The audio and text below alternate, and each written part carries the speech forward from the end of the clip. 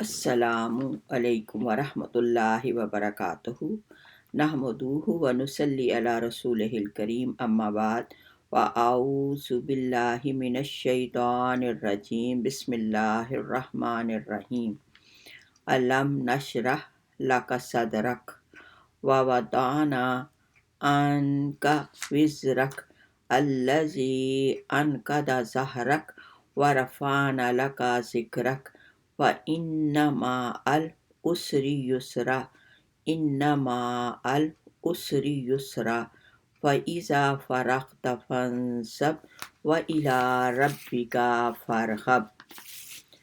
सूरत अलम नशरा 94 सूरत और 8 आयात पर मुश्तमिल है। सूरत वद्दुहा के बाद नाजिल हुई। अंशरा का मतलब है सुकून या आराम। वद्दुहा में अल्लाह ताला ने नबी मुकर्रम सल्लल्लाहु अलैहि वसल्लम को 3 इनामात से नवाजा।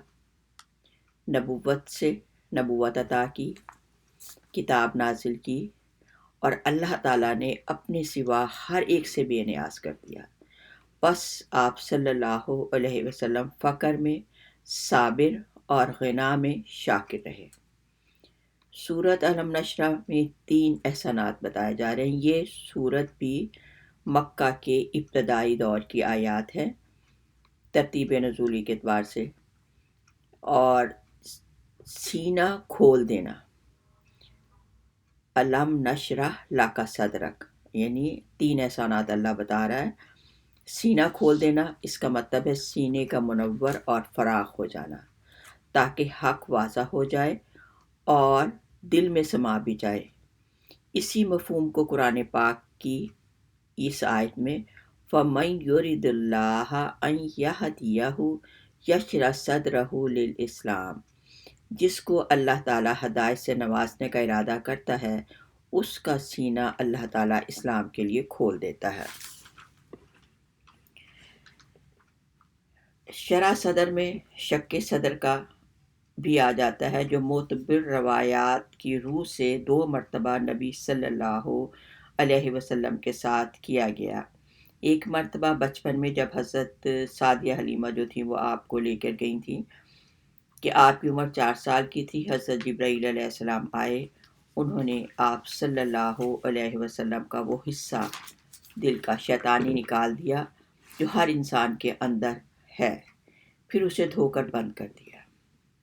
फिर हज़रत खदीजा रज़ी अल्लाह हज़रत जो थी सादिया हलीमा वो वापस दे गई थी हज़रत आमना को कि आपके बेटे के साथ ऐसा हुआ है, मुझे डर है कि इस पर किसी आसीब का जो है वो असर है। तो आपने कहा मेरा बेटे, उन्होंने अपने पैदाइश की और तमाम जो थी फजीलतें थी बताई कि मेरे बेटे के साथ ऐसा नहीं हो सकता। दूसरी मरतबा मेराज के मौके पर आप सल्लल्लाहु अलैहि वसल्लम के सीना मुबारक को चाक करके दिल निकाला गया और आप समसम से धोकर अपनी जगह पर रख दिया और उसे ईमान व हिकमत से भर दिया।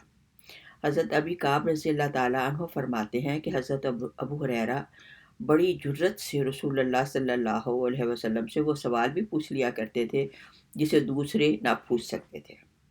एक मरतबा सवाल किया, या रसूलल्लाह, नबूवत से पहले आप सल्लल्लाहु अलैहि वसल्लम आपने कुछ देखा? आप संभल कर बैठे और फरमाने लगे, अबू हुरैरा, मैं चंद साल यानी 4 या 5 साल का था, जंगल में खड़ा था। मैंने ऊपर से आवाज़ सुनी, एक शख्स दूसरे से कह रहा था, यही है वो।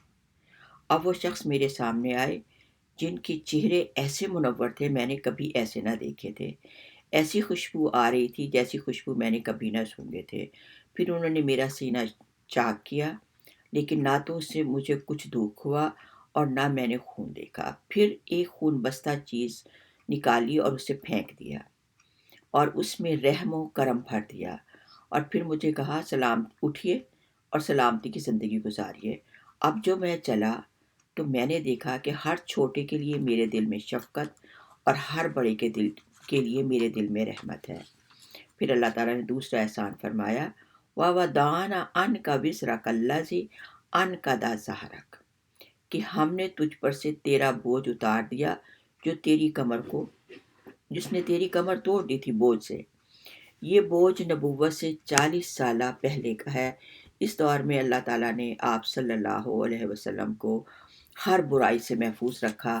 آپ کبھی کسی بت کے سامنے سجدہ ریز نہ ہوئے، تاہم اور تمام برائیوں، کبھی شراب نوشی نہیں کی اور تمام برائیوں سے ہمیشہ دور رہے۔ تاہم اللہ تعالیٰ کی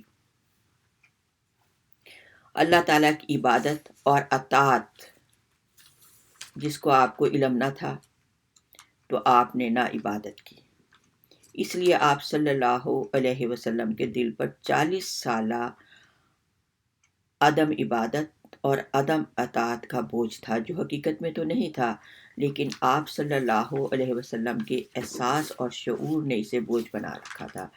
تو پھر اللہ تعالیٰ نے یہ بوجھ جو تھا وہ اتار دیا، اور اتار دینے کا اعلان فرما کر آپ صلی اللہ علیہ وسلم پر احسان فرمایا۔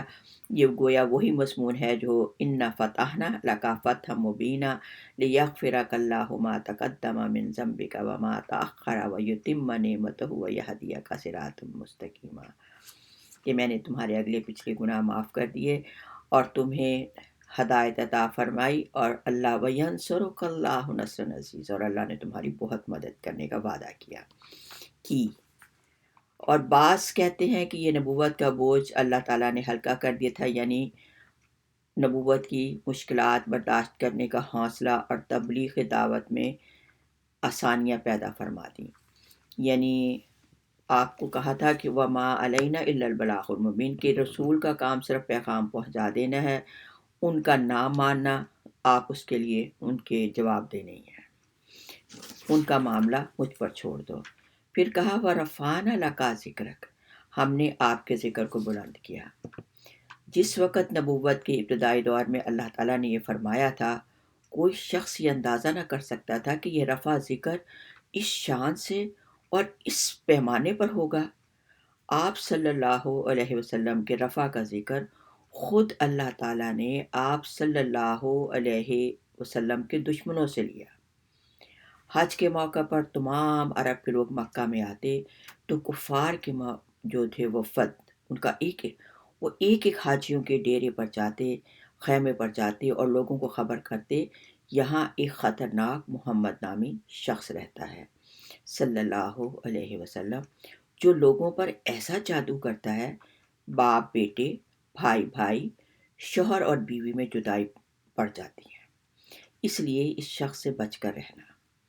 یا پھر لوگ کسی کاروبار سے جب مکہ میں تشریف آتے یا اپنی بتوں کی چڑھاوے چڑھانے کے لیے آتے تو یہ لوگ انہیں بھی خبردار کرتے کہ آپ نے محمد صلی اللہ علیہ وسلم سے نہیں ملنا۔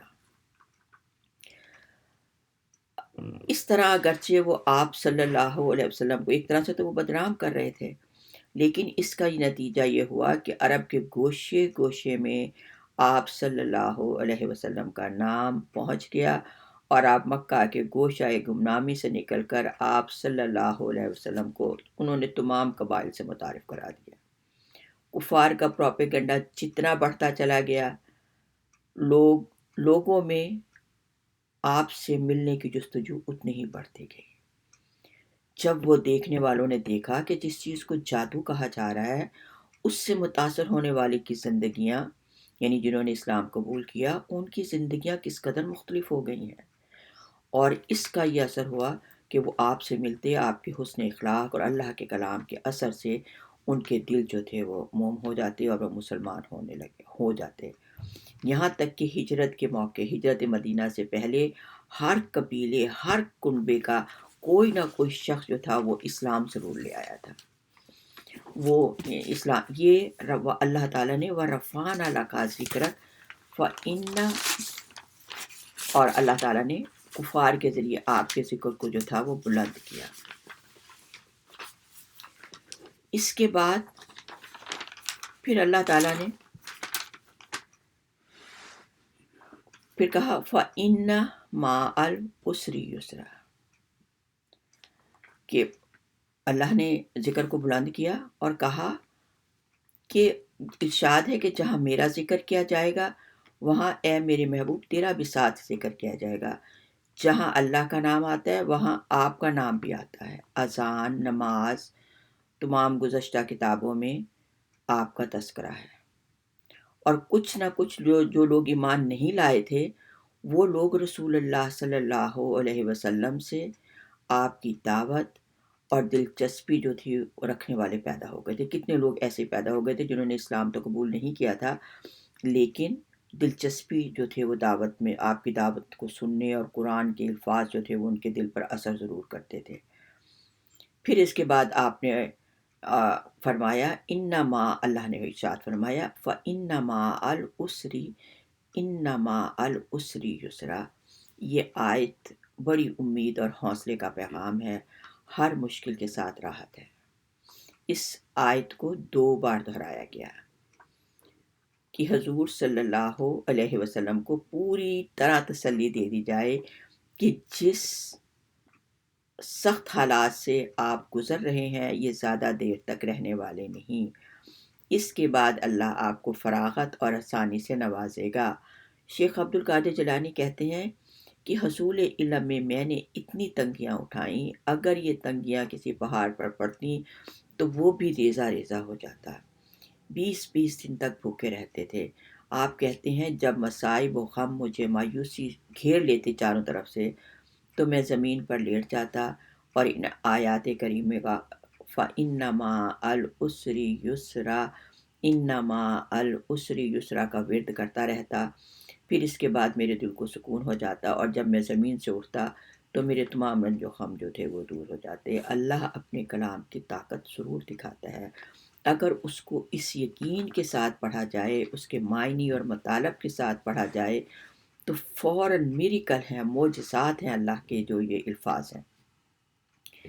پھر ارشاد ہوا اے میرے محبوب، جب نبوت کے کاموں سے فارغ ہو جاؤ تو اپنا وقت عبادت کی ریاضت میں صرف کرو، ہر طرف سے توجہ ہٹا کر صرف اور صرف اپنے رب کی طرف متوجہ ہو جاؤ۔ آخری آیات میں اللہ سبحانہ و تعالیٰ نے ہر مسئلے کا حل بتا دیا۔ ہر مشکل اور تکلیف میں صرف اللہ کو یاد کریں۔ اس سورت کا پڑھنا نہ صرف فائدہ مند ہے بلکہ اس کے پڑھنے والوں کے لیے باعث اجر بھی ہے۔ یہ اتنی زبردست اور اتنی خوبصورت سورت ہے۔ رسول اللہ صلی اللہ علیہ وسلم نے فرمایا اس سورت کو پڑھنے والا اس شخص کی طرح ہے جس نے رسول اللہ صلی اللہ علیہ وسلم سے ملاقات کی ہو۔ اگر غم کی حالت میں ہو تو اللہ تعالیٰ اس کا غم دور کر دیتا ہے۔ امام صادق علیہ السلام نے فرمایا جس نے دن رات علم نشرہ کی تلاوت کی، قیامت کے دن تمام اعضاء اس کے حق میں گواہی دیں گی، یعنی آنکھیں گواہی دیں گی کہ یا اللہ میں نے علم نشرہ پڑھی تھی، وہ جگہ، وہ چیز، ہر چیز جو ہے وہ گواہی دے گی۔ امام باقر علیہ السلام فرماتے ہیں شہید کی حیثیت سے مرے گا اور شہید کی حیثیت سے اٹھایا جائے گا، زندہ کیا جائے گا۔ کتنی بڑی فضیلت ہے۔ رسول اللہ صلی اللہ علیہ وسلم نے فرمایا فجر کی نماز میں علم نشرہ جو ہے وہ تلاوت کی جائے تو تمام دشمن جو ہیں وہ منہ موڑ جائیں گے۔ امام احمد رضا خان رحمۃ اللہ نے فرمایا یادداشت بڑھانے کے لیے 17 بار پڑھ کر پانی پر دم کر کے پی لیں، گردے کی بیماری کا روحانی علاج ہے۔ اس صورت کا پانی پینے سے گردے کی پتھری اور پیشاب کی رکاوٹ جو ہے وہ دور ہو جاتی ہے، اور یہ اتنی بابرکت صورت ہے کہ دین کی طرف، اللہ کی طرف رجحان جو ہے وہ انسان کا بڑھ جاتا ہے۔ اللہ تعالی ہم سب کو قرآن پاک کو اس کے معنی، اس کی مطالب اور اس کے سیاق و سباق کے ساتھ پڑھنے کی توفیق عطا فرمائے۔ اللہم ارحمنی بالقرآن العظیم، یا اللہ قرآن پاک کے ذریعے ہم سب پر رحم فرما، اس کو ہمارے لیے نور، ہدایت، رحمت اور بنا دے۔ آمین ثم آمین۔